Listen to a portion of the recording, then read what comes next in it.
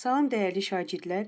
Bu gün biz 7-ci sinif kimya dərsliyində 7.2 əsaslar və əsasi mühit mövzusunun başlığı altındakı sualların izahına birgə baxacağıq. Əvvəlcə öyrəndilərin tətbiq edinə baxaq. Pasın tərkibi əsasdırsa, o qüvvətli yoxsa zəif əsasdır. Pas təbəqəsini hansı maddədən istifadə etməklə təmizləmək olar? Uşaqlar, pasın əsas tərkib hissəsini dəmir oksidlərindən və yaxud da dəmir hidroksidlərindən ibarət olduğunu demək olar. Yəni, məsələn, dəmir 3 oksid və yaxud da dəmir 3 hidroksidi biz pasın əsas tərkib hissəsi kimi götürə bilərik. Bizdən bunun qüvvətli yoxsa zəif əsas olduğunu soruşur. Biz də bilirik ki, dəmir 3 hidroksid zəif əsasdır və yaxud da uşaqlar, biz pası suda həll eləsək, o təbii ki, nə olacaq? Suda yaxşı həll olmayacaq. Pas təbəqəsini hansı maddədən istifadə etməklə təmizləmək olar? Biz dedik ki, pasın tərkibi zəif əsasdır. Həmçinin biz bilirdik ki, zəif əsaslar suda həll olmurdu, qüvvətli əsaslar isə suda yaxşı həll olurdu uşaqlar. Bunu da bilirik. Bu oldu bizdə zəif əsas.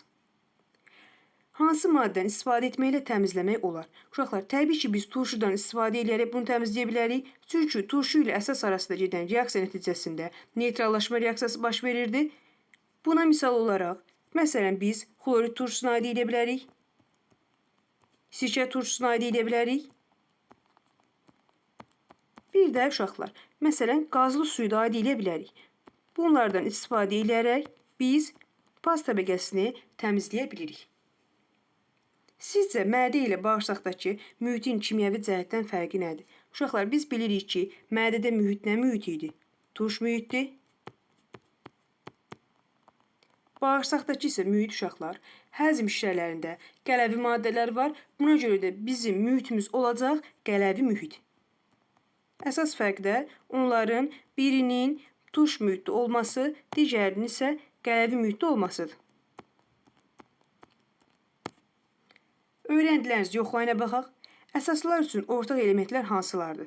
Uşaqlar, əsasların ümumi formulunu biz necə yazırdıq? Metal, OH, N dəfə. Düzdürmü? Burada biz də ortaq elementi istəyir. Uşaqlar, təbii ki, metallar daim fərqlənir. Natrium ola bilər, kalium ola bilər, kalsium ola bilər. N təbii ki, natrium OH olanda 1 ola bilər, kalsium OH olanda 2 ola bilər. Amma ortaq element hansıdır? Oksigen və hidrogendir. Yəni biz hansı əsası yazırıqsa yazaq. Məsələn, natrium OH, kalium OH, kalsium OH2. Bunların hər birinin tərkibində görürük ki, oksigen elementi var və hidrogen elementi var. Ortaq elementlərimiz olacaq oksigen və hidrogen elementi. Kaliumun əmələ gətirdiyi əsasın formulunu və adını müəyyən edin. Uşaqlar, kaliumun əmələ gətirdiyi əsas nə olacaq? Təbii ki, kalium hidroksid olacaq. Kalium hidroksid, kalium OH şəklində yazılır və onun adı da olduğu ilə kalium hidroksid şəklində.